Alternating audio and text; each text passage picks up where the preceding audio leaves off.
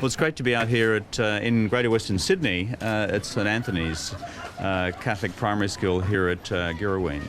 And I'm here with the local member, Michelle Rowland. I'm here with David Bradbury, who's the member for Lindsay. And where's Susan? Susan Templeman, who's our candidate in Macquarie, not far from here at all. I think when I travel around the country, what I find is people tired of wall-to-wall negativity. What they really want is a positive approach to the future. They want the country to be united and positive rather than just negative and divided, which is a bit how it's shaping up in certain political quarters in Australia at the moment. I think what Australians also want is a clear-cut approach on the big questions of the economy, economic management, jobs, and cost of living pressures. This is so much central to the lives of Australians right across Greater Western Sydney and right across the nation. That's what we're here to talk about today. I've said before that Australia faces new economic challenges because after a decade-long China mining boom, it's coming to a close. And as a result of that, we have a big new challenge, which is how do we diversify the economy? How do we make sure all of our eggs are not just in one basket in the future? And how do we do that through a new national competitiveness agenda? And we're building that on 7 separate pillars. And one of those pillars is making sure that we have the best skilled, the best trained, best educated workforce anywhere in the world. And that's why we're investing in the Better Schools Plan. And St Anthony's here out in Girrawheen is going to benefit from the work done by this Australian government to make sure that our kids have the best possible one-on-one attention in the future. The whole purpose of keeping the economy strong and also to make sure people are in jobs is also to ensure that cost of living pressures for Australian families are kept under control. The interest rates decision yesterday is important, and we will do everything we possibly can to ensure that interest rates are kept as low as possible. On cost of living pressures, the biggest pressure which most families face is paying off the mortgage. And if you are on average $300,000 mortgage, you are now paying $6,000 a year less than you were back in 2006 towards the end of Mr Howard's period in government. That is a huge difference. It's one of the other reasons why we've been so determined to keep supporting families with the school kids bonus, that extra bit of money which helps buy the uniforms, buy the books, help the kids with their out-of-school activities. $410 a year for primary school kids, I think $820 for secondary school kids. That all helps. And on childcare, the fact that we've been able to increase the childcare rebate from 30%, which is what it was when we first took office, to 50%, these are big cost of living measures on childcare, on school kids bonus, but in particular on what people are paying on their mortgages and on their small business loans as well. Which brings us to out-of-school hours care. It is really important. I've not been to St Anthony's before, but I've been talking to these kids this morning and their out-of-school hours care supervisors. More than 40 children each morning come here from, I think, 7 or 7:30 in the morning, and they are brought here by their mums and dads, hoping that they're going to get the best possible care, and from what I've seen, they are. It's terrific. And after school, here at St Anthony's, I'm told by the supervisors, there's 140 kids here in after school hours care. And I've been talking with David and talking with Susan, talking also with Michelle. This is a fairly standard picture across Greater Western Sydney. Out of school hours care is really central for how families juggle their really complex lives and their cost of living pressures.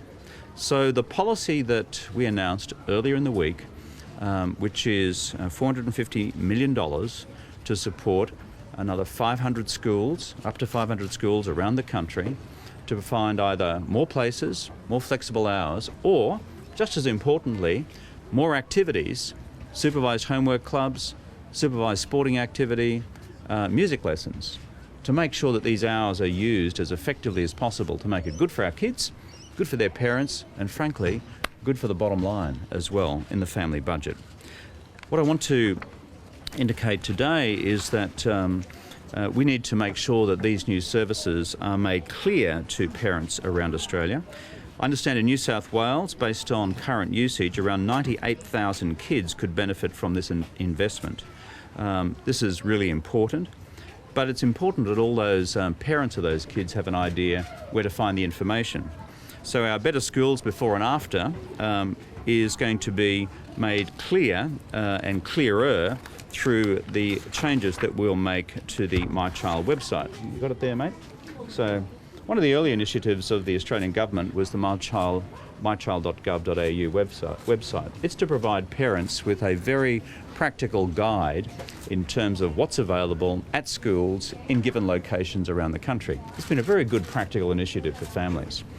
So what we'll be doing is a revamp of this website to make sure that we've got more information in there about the activities of childcare services, including out-of-school hours care services, and the particular offerings of each location, more up-to-date information on vacancies and waiting lists to save parents times in searching for a place, and a new service which will be called My Childcare that will allow them to register for notifications when a place becomes available in a preferred provider.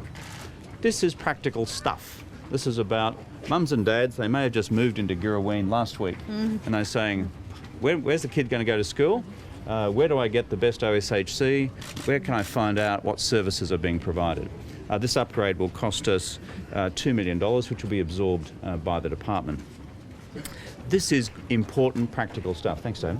And it's all about making sure that we are doing the best possible by our kids. Let me just turn to one or two other points before I take your questions this morning. I've spoken already about cost of living pressures and where all that stands for the future. And I've said what's happened on interest rates and what's happened in these other areas as well. And we've seen in the last 48 hours Mr. Abbott and his Treasury spokesman fundamentally at odds on monetary policy, that is, whether there should be lower interest rates or not. We've seen Mr. Abbott and his Treasury spokesman fundamentally at odds on whether the alternative government will produce a budget bottom line or not. We now seem to see the alternative Prime Minister and the alternative Deputy Prime Minister from the National Party fundamentally at odds as to whether there's going to be a paid parental leave policy of the type Mr. Abbott's described in the past put out there again, because this is a big need in the community and our scheme's been up and running for quite some time, the first in Australia's history. And I think what we see is increasing evidence of a bit of a shambles on their side on basic questions of economic and budget management.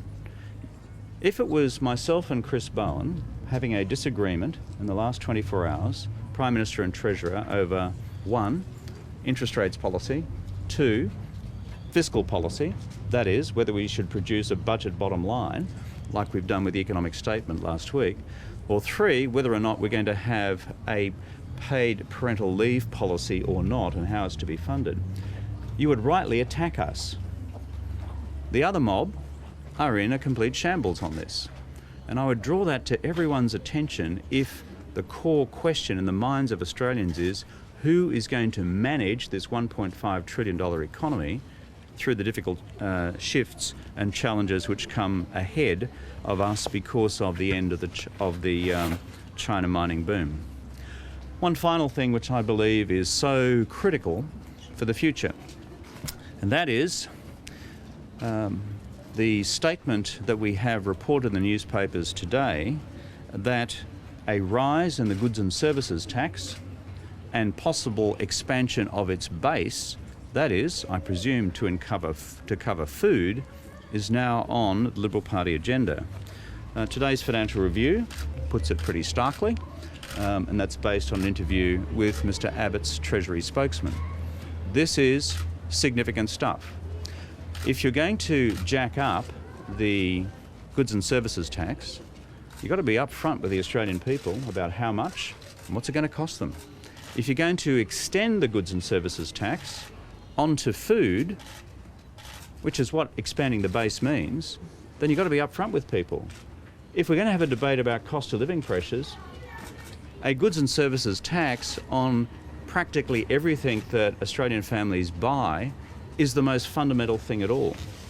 So what we're seeing through multiple statements now by Mr. Hockey and by Liberal premiers around the country and others is that this goods and services tax increase is now increasingly on the agenda. In fact, I think Mr. Hockey, Mr. Abbott's Treasury spokesman, says this review of the goods and services tax has to be part of the equation. You've had one Liberal Premier after the other saying the goods and services tax has to be increased. And now we have in today's Australian Financial Review, Mr. Hockey in an interview indicating clearly that raising the goods and services tax is on the Coalition's agenda. And he says again, it's part of the equation. So I think this is a big development in this election campaign. If it's about economic management, it's about budget management, and it's about cost of living pressures for families, if you're going to go about increasing the goods and services tax and expanding its coverage to include food, this is a massive issue for Australian families across the country. Final point is about $70 billion worth of cuts to jobs and to education and to health. Here we are in the first week of this election campaign, and I want to know when Mr. Abbott is going to put out there for everyone to see what he will cut in jobs and health and education to fund the figure which his Treasury spokesman has himself used, a $70 billion shortfall. The goods and services tax increase seems to be the hidden part of the agenda about how they actually bring these things together.